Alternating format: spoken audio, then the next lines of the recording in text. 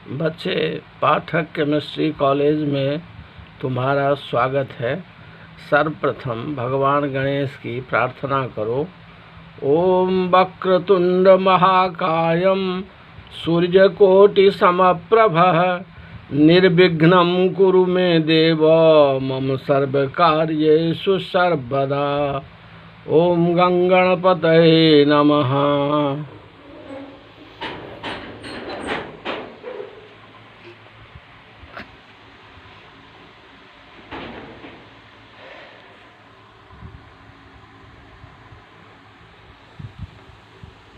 कल हमने भगवान गणेश की पूजा शुरू की थी। हमने उनका आवाहन किया था। आज पूजा का दूसरा दिन है। बहुत जगह आज उनको विसर्जन भी उनका कर दिया जाएगा।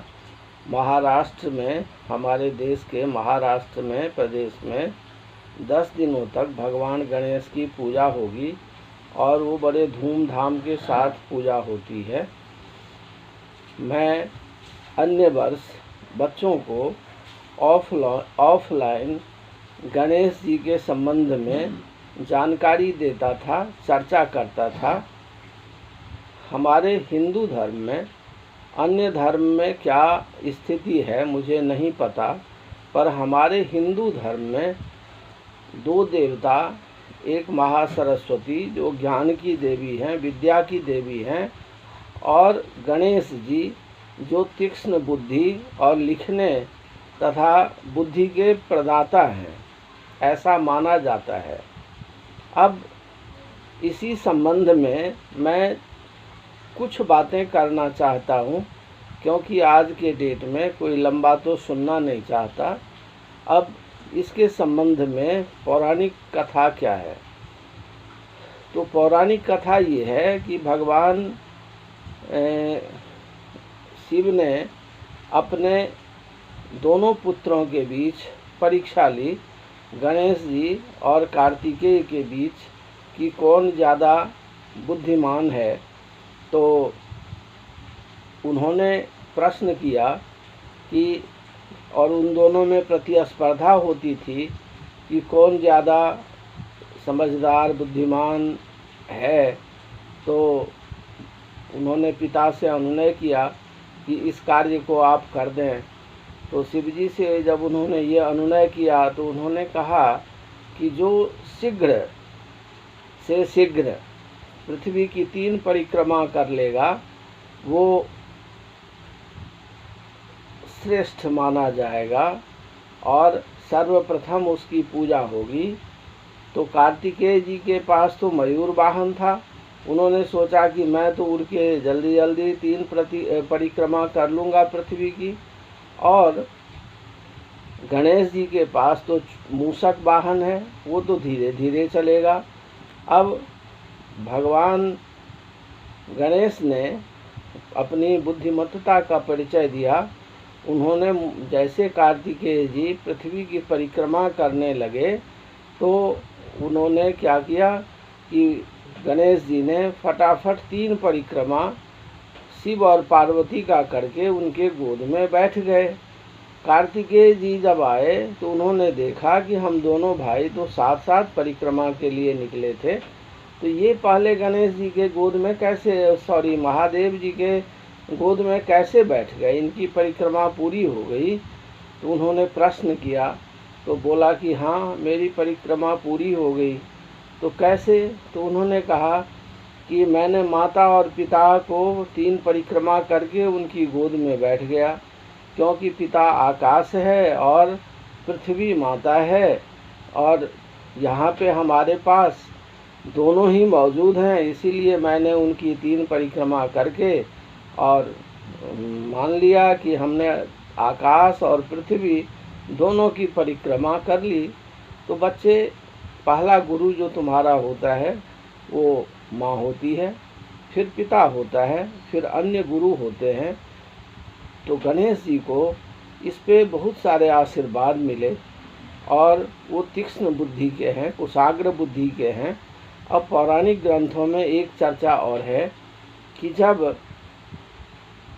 व्यास जी ने अपना 18 पुराण की रचना कर ली, तो अब उनके समक्ष समस्या ये थी कि उसको लिखा कैसे जाए। तो चर्चा हुई कि इसके लिए क्या उपाय है। तो उन्होंने कहा कि शिव जी के आप भक्त हैं, आप उनसे प्रार्थना कीजिए, इस कार्य को केवल गणेश जी ही कर सकते हैं। तो गणेश जी के लिए उन्होंने शिव जी से प्रार्थना की।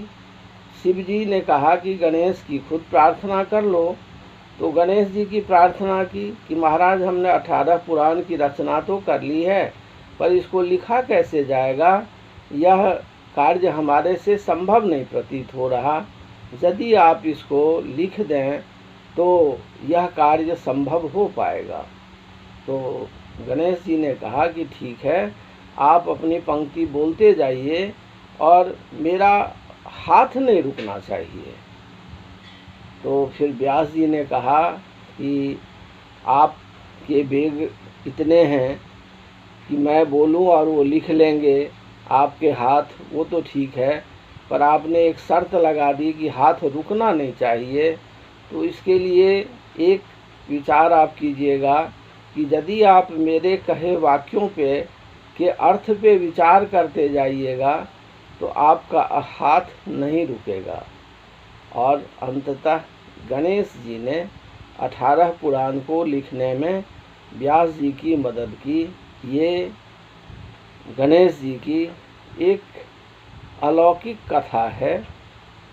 तो तुम जब परीक्षा देते हो या पढ़ाई करते हो तो अब तो ढेर सारे प्रश्न मौखिक आने लगे हैं, या शॉर्ट आंसर टाइप, या उसको क्या बोलते हैं, टिक मार्क वाला आ चुका है। लिखने की ज़रूरत कम होती है, पर फिर भी 10-20 नंबर के तो ऐसे टाइप क्वेश्चंस होते ही हैं, लॉन्ग फॉर्म क्वेश्चंस होते ही हैं। वहाँ तो तुम्हें लिखना ही पड़ता है। और यदि तुम्हारे लिखने की गति, राइटिंग स्पीड कम है, तो तुम्हारे प्रश्न छूटेंगे। और अक्सर होता यही है कि बच्चे जब घर से परीक्षा देने जाते हैं तो पूरे जोश और उत्साह के साथ जाते हैं, क्योंकि वो सब्जेक्ट मैटर को पढ़े हुए होते हैं। पर जब लौट के आते हैं तो बहुत बच्चे उसमें से मायूस हो जाते हैं कि हमारा क्वेश्चन छूट गया। माता पिता जब पूछते हैं कि क्या हुआ, तो वो जवाब देते हैं कि हमारा क्वेश्चन छूट गया। क्यों छूट गया? तो टाइम कम था, इसलिए क्वेश्चन छूट गया, लिख नहीं पाया मैं। बच्चे, वो क्वेश्चन और टाइम दोनों बैलेंस्ड होता है। यदि आप फास्ट स्पीड से नहीं लिख पाएंगे तो आपके क्वेश्चन छूटेंगे ही छूटेंगे। उसमें इतना समावेश किया हुआ होता है कि आप क्वेश्चन को पढ़ेंगे, समझेंगे, उत्तर करेंगे, उसको रिवाइज करेंगे कि आपसे कहीं सिली मिस्टेक तो नहीं हो गया, और फिर आप उत्तर पुस्तिका अपने इन्विजिलेटर को वापस करेंगे। तो आपसे यदि क्वेश्चन छूट जाता है तो इसका सीधा अर्थ समझिए कि आपकी राइटिंग स्पीड कम होती है, बहुतों की बुद्धि की तीक्ष्णता कम होती है। गुरुजी ने पढ़ाया, टीचर ने पढ़ाया, वो जल्द समझ नहीं पाते हैं। तो ऐसे बच्चों को जिनकी की राइटिंग स्पीड ठीक नहीं है, जिनके लिखने के अक्षर सुंदर नहीं हैं, जो तीक्ष्ण बुद्धि के नहीं हैं, अगर ये प्रकृति प्रदत्त गुण आप में नहीं है तो आप गणेश जी की आराधना अवश्य करें, क्योंकि बुद्धि की तीक्ष्णता, लिखने की क्षमता, ये दो चीज़ें तो उनके अधीन हर हाल में है। सरस्वती देवी ज्ञान की देवी हैं। अभी मैं ग्रहों की बात नहीं कर रहा, मैं देवी देवताओं की बात कर रहा हूँ, उसमें भी हिंदू देवी देवताओं की बात कर रहा हूँ। तो उनको अपनी मान्यता के मुताबिक गणेश जी की आराधना करनी चाहिए। और आगे हम चलते हैं। जिस समय मैं बीएससी केमिस्ट्री ऑनर्स में था तो हमारे head of the department doctor Mahakant Jha थे। वो स्पीक करते थे, आंसर लिखवाते थे, और हम लोग उसको लिखते थे।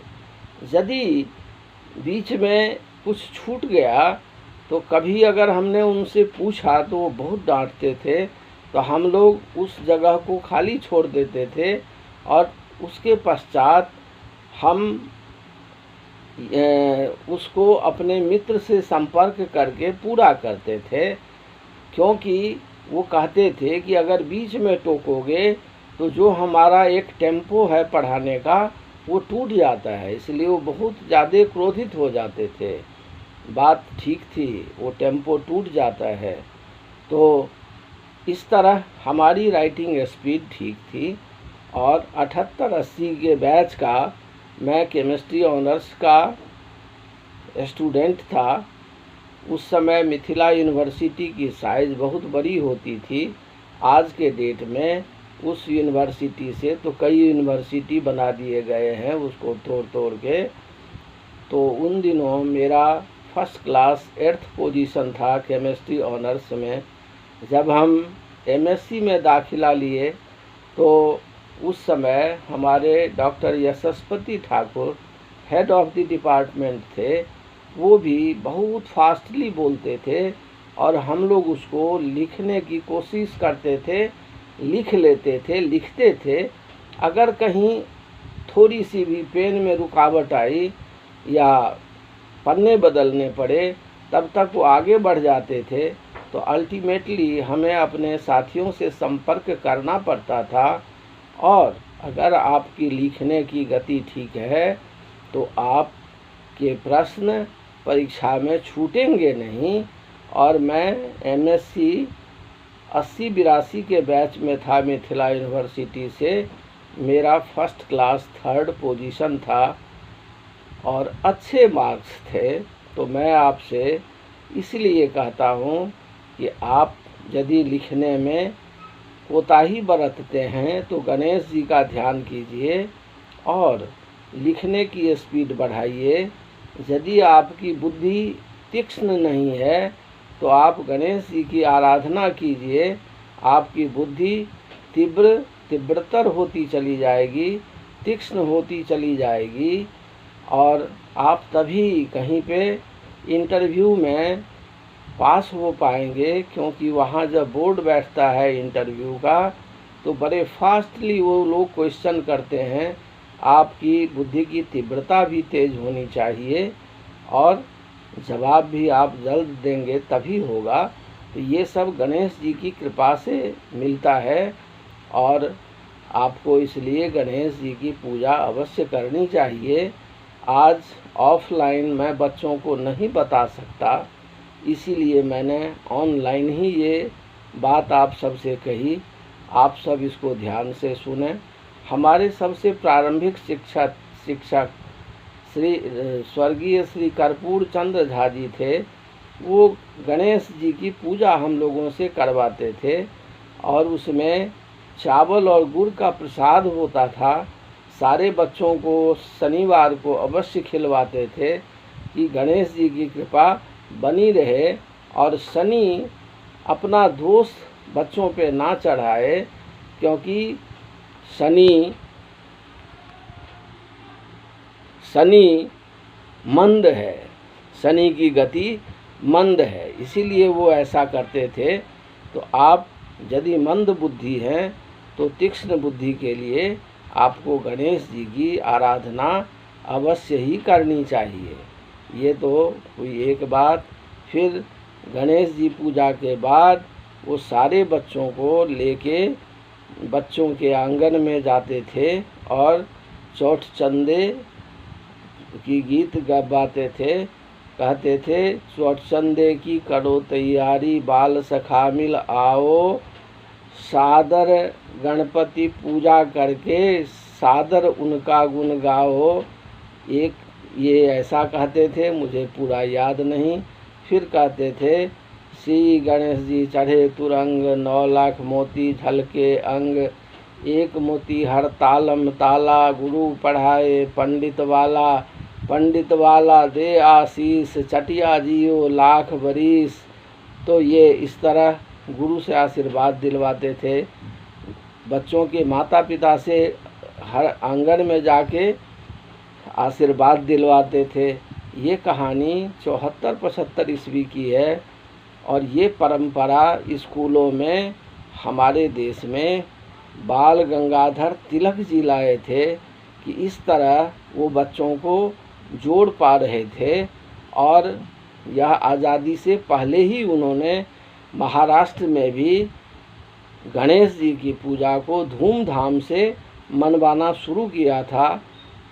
देश की एकता को मजबूत करने के लिए और बच्चों में एक जागृति पैदा करने के लिए इस कार्य को किया था। तो ये आप जानिए, गणेश जी की पूजा कीजिए। अगर हमारे से कोई त्रुटि हो गई हो तो उसे माफ़ करिए। ये अन्य धर्म के बच्चे भी यदि उनकी पूजा करेंगे तो उनको लाभ अवश्य मिलेगा, क्योंकि यह सब बातें जो व्यवहार में है वो तभी है जब ऐसा होता है। तो मैंने आपको भगवान गणेश की कथा सुनाई, बहुत सारी बातें आपके साथ शेयर की। आप सब इसका अनुपालन करें और गणेश जी को प्रणाम करें। ओम गणाधिपतये नमः। ओम बुद्धि प्रदाता की जय हो। तो इस तरह मैं अपनी वाणी को विराम देता हूँ और पाठक केमिस्ट्री कॉलेज की तरफ से आप सबको गणेश पूजन की शुभकामनाएं और बधाई देता हूँ। धन्यवाद।